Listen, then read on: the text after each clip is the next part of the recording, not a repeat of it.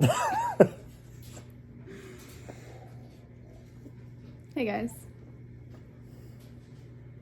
Stop. Is that it? Is that all you got? Welcome back. Welcome back. I wanted her to have a chance to bring the video in because this is going to be a very sensitive video, I think. Yeah. I think you should play the game so then when it's time to, when we're done, it'll be like where we need to watch.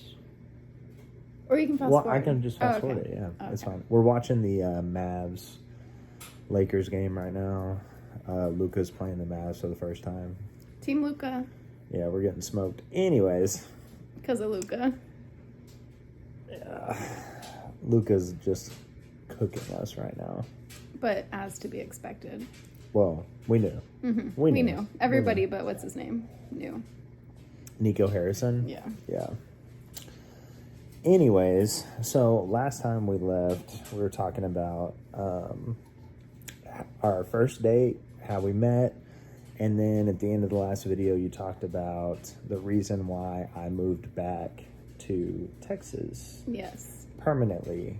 Mm-hmm. And we had some tough conversations before I moved back to Texas, too. Mm-hmm. So, do you want to start with the phone call? Or do you want to start before the phone call?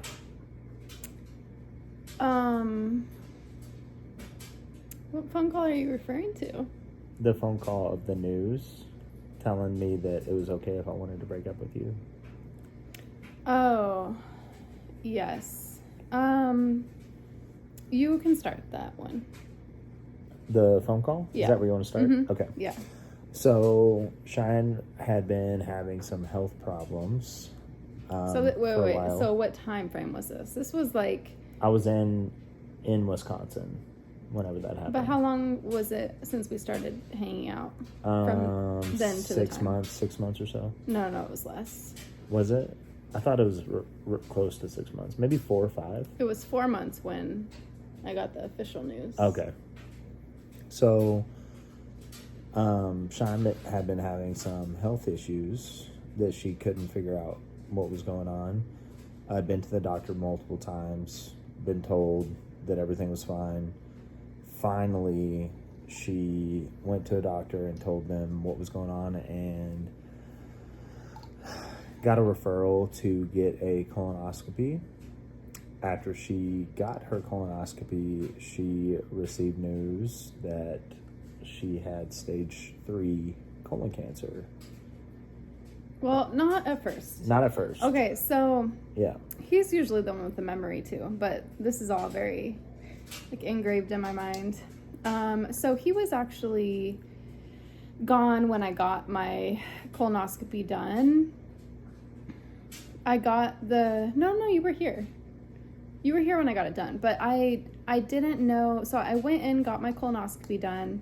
The minute I woke up from my colonoscopy, my sister was the one that took me. I could have had him take me, but we were so new, and I was trying to keep like that part of my life separate in a way. Like I was trying to, it's hard to explain, but I was trying to like play it cool. I was like, no, it's fine. Like it's fine. Like my sister's taking me, whatever. So I go to my appointment, I get my colonoscopy done. I wake up from my colonoscopy to a nurse crying. Which is terrible etiquette, by the way. You don't. He's a nurse. I don't. He knows you don't do that. You don't do that. She was coming in and she was like, just so you know, like, everyone's here for you. Like, I've gone through this. Like, you can get through this. You know, you're young. I feel so bad. I did not know what was happening. I knew it was bad news. And then the doctor comes in and she was like, so I cannot confirm yet until the biopsy comes back, but it's not looking very good. Like, we found a tumor. Obviously, we have to take a biopsy of it. They couldn't remove it, obviously, in a colonoscopy, right. But they took biopsies. They sent it to pathology, but she told me that it didn't look good. So I know for a fact, like, in they cannot confirm that it's cancer until your biopsy comes back confirming it. Like, even if they've seen cancer a million times, they can look at it and tell you that it's probably cancer, right? Like, there's a very big difference between cancer and like little nodules or whatever else they find, right? I could tell that it was bad. And then that nurse crying confirmed that, but I was like, okay, I'm still gonna wait until my results come back. Back in my mind, I knew they were bad. I knew it was cancer. I already knew it was cancer before my colonoscopy because of WebMD, though, because I already diagnosed myself. Well, but I just had to get a confirmation of that. just for reference, she WebMDs every symptom she ever has, ever, and it always is, you're gonna die in 3 months, cancer, all that stuff. So And I had cancer. she did have cancer, though. Well, anyway, so that happens, and then a couple days later, or like a day later, maybe, I don't know, it was very quick. We were actually about to go to lunch with his parents, and I got my test results through an app. So the doctor had not called me quite yet, so I got my test results posted before my doctor was able to call me. And it confirmed that I had colon cancer. So, I don't remember if I talked to the doctor right before you showed up.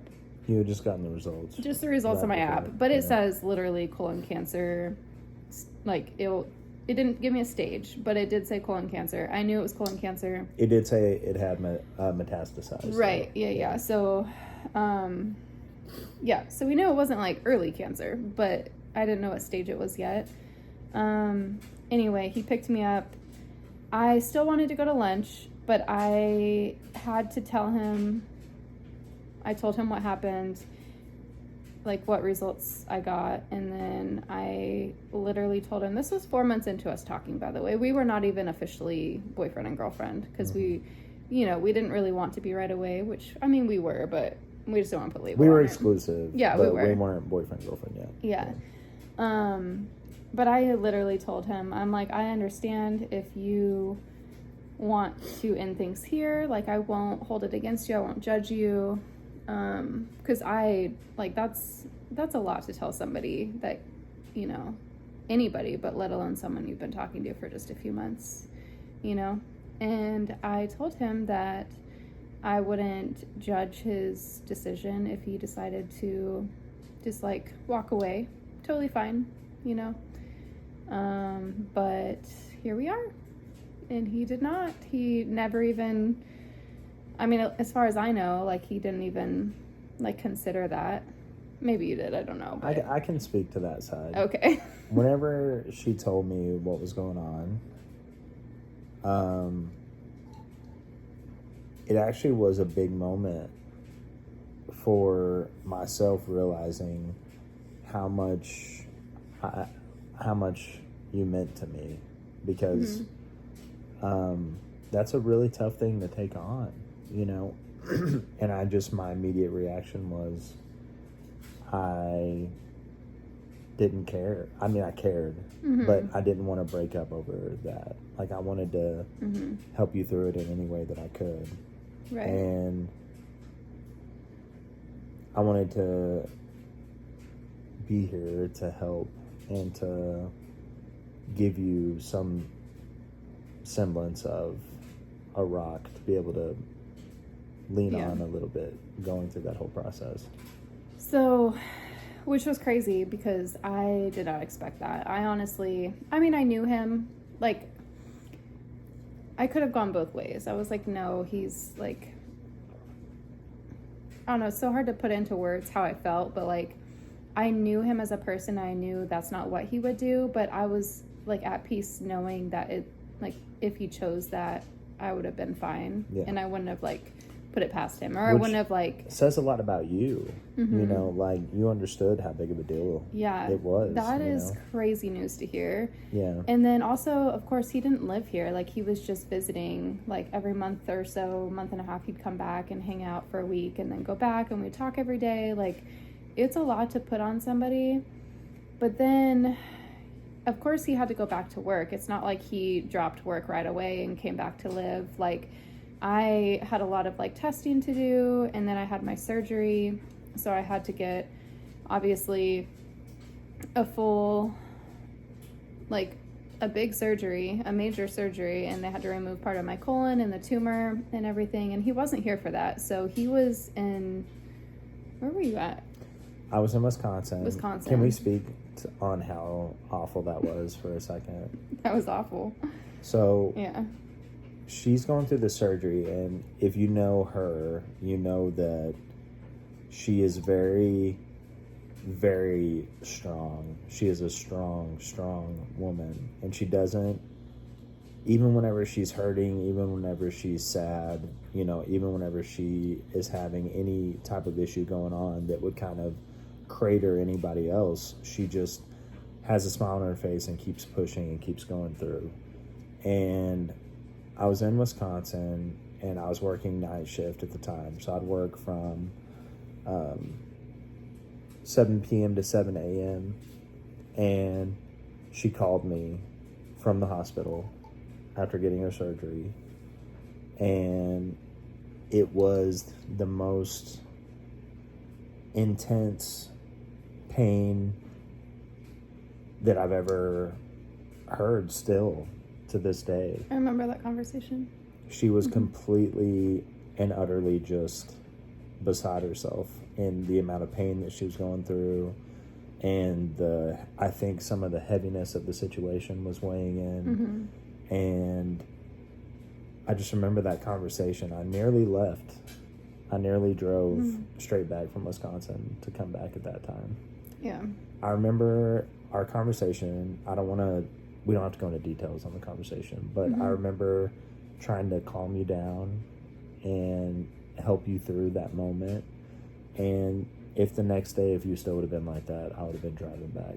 I almost left work. Like, I literally almost left work, was like, I'm leaving, and drove back to Texas right then, because hearing somebody you love going through something like that is just, it was, and I felt completely helpless. Like, there was nothing I could do. There was nothing I could do to help her. I think it was a mix of a lot of things. It was obviously pain, but it was a lot of like emotions too, like, because you weren't here, and then also like my kids weren't there. Like, you know, I was like in so much pain. I didn't want like my kids to come see me, you know, at first. And it was just like, it's a really scary thing to go through, like, there by yourself, you know. And I can tell you what, it is not fun being cut from like where I was cut from all the way up to up here. Like, I couldn't even sit up. Like, I couldn't roll over. I couldn't move. It was like, I can't imagine.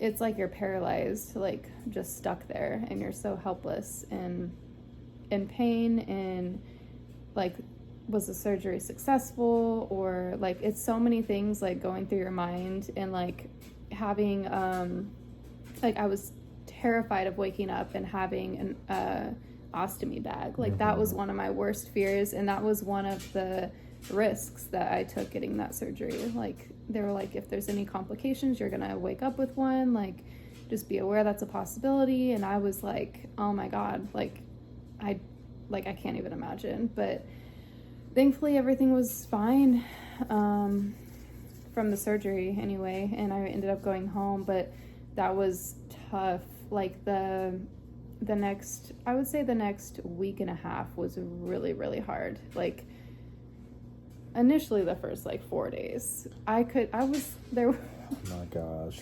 The crazy lady in your room, you remember that? Oh yeah. Oh my gosh. You weren't sleeping? Okay, yeah. So I was at the hospital for, I want to say 3 nights. Is it 3 nights? I want to say like 3 nights. 3 or 4 nights.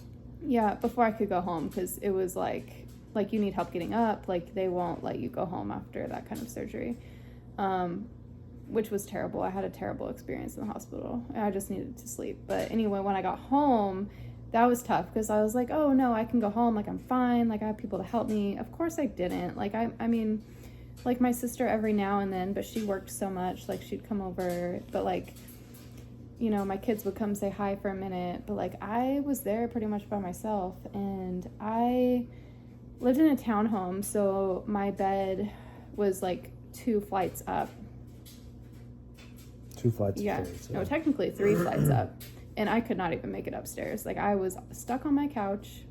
But I remember specifically like the first 2 nights that I was back home, I couldn't get off my couch. Like I was stuck to my couch. I couldn't like sit up on my own, and I didn't have, like in the hospital you had like this bar or like this strap to this bar you could pull yourself up, and I didn't have that in my house. I could not move. I was so like helpless, and it's not a fun feeling. It was terrible, but we got through that. It was a lot of phone calls. I know I complained a lot. I'm so sorry. No. But It's I just wished more than anything for you to be there, but I didn't want to be like, you have to come home. Like, Yeah. you know what I mean? Like, I mean, I got through it. It was fine. Yeah. But that first week or so was awful.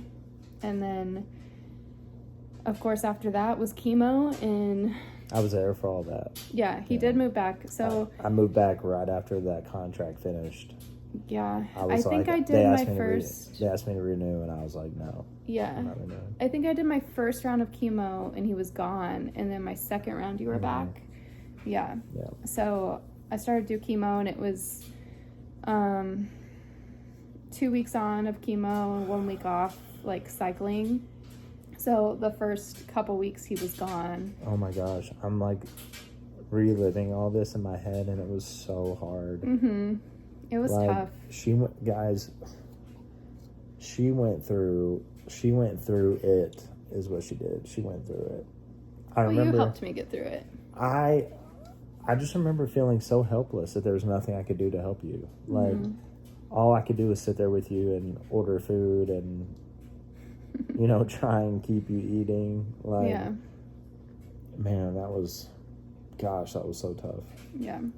So it turns out I ended up having stage 3 colon cancer. So it has spread, but it hasn't spread to other organs. So it's basically within my colon walls, but it spread into my lymph nodes. So it was basically, if I left it without getting surgery, it's in my lymph nodes, so it would have eventually obviously traveled to my other organs. So thankfully I caught it when I did, which is very important. Early detection. Yes. Go get your colonoscopies. Don't wait till you're 40. Do it at 30. If you have any weird symptoms or anything that's not normal, and you don't feel like, if you feel the tiniest need to go to a doctor, just go to a doctor. And if the doctor says nothing's wrong and you know there's something wrong, go to a different doctor.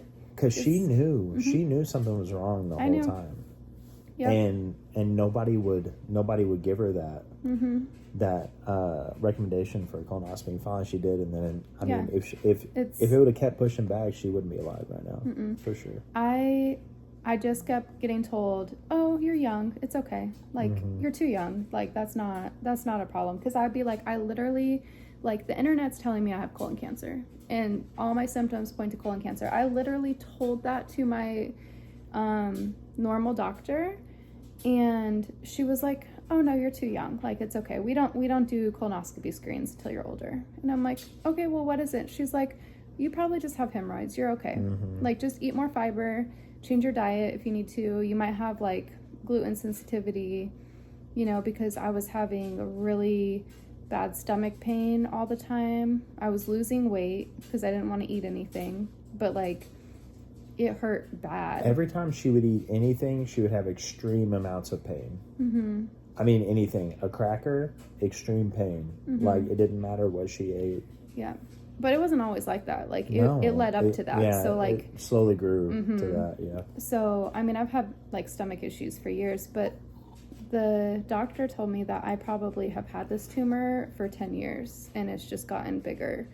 So, like, since my 20s, like, no wonder, like, my stomach's always been an issue. And now it still is, because chemo messed it up even more. So here we are, full circle. But Well, every hot white girl has stomach problems. So that's true, but mine's worse, though. Mine's worse. That is Because the thing. I'll tell you what. But anyway, if you're having any type of bleeding that is not normal, go to a doctor. That's usually, like, the first symptom people get. You can tell. You can tell when the blood When is not something's normal. off, yeah. Like, it is very easy to tell. I look like someone, like, killed me in the bathroom.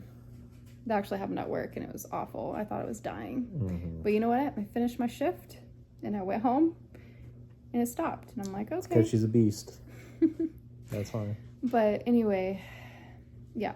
So chemo's like a whole nother Oh, story. my God. That was terrible, but The things we had to do to get through chemo was just cold Yeah. sensitivity, the nausea, the complete, and the thing, and you know what? Actually, we probably need to save that for our next episode, because I want to talk about being the spouse, helping a spouse go through chemo, yeah, we should talk about that. and what that takes away from it. Kind of strips you of some things I really want to talk about. Yeah, So, we should.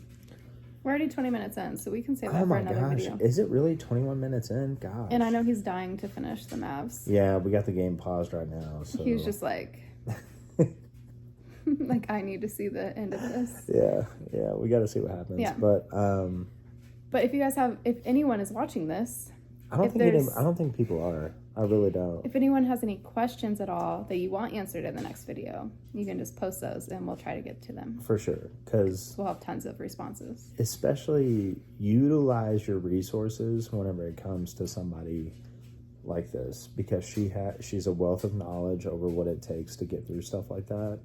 And also, next time we talk and do a video, I want to talk about your mental fortitude, how you can put yourself in the middle of a battlefield that is chemo and cancer and all those things, and stay positive and come out on the other side. I think that'd be a great thing to talk about. Yeah. We got a lot to cover in the next video. We have a lot to cover, period. We haven't even scratched the surface yet. My goodness. We've gone through a lot. No lack of things to talk about, yeah? Oh my gosh. It's never ending. What is our code word going to be? Oh, you know what it's got to be. You What's know it has gonna to be? You tell me. Tell me what you think it should Oh. It's gonna be Luca. be. It's going to be. It has to be. It has to be Luca. Nice. Good job. All right, so I guess this is episode 3 of Couch Convos with You Chris got and it. Shay. I got it now. Nice. It only took 3 episodes. See you later. Later.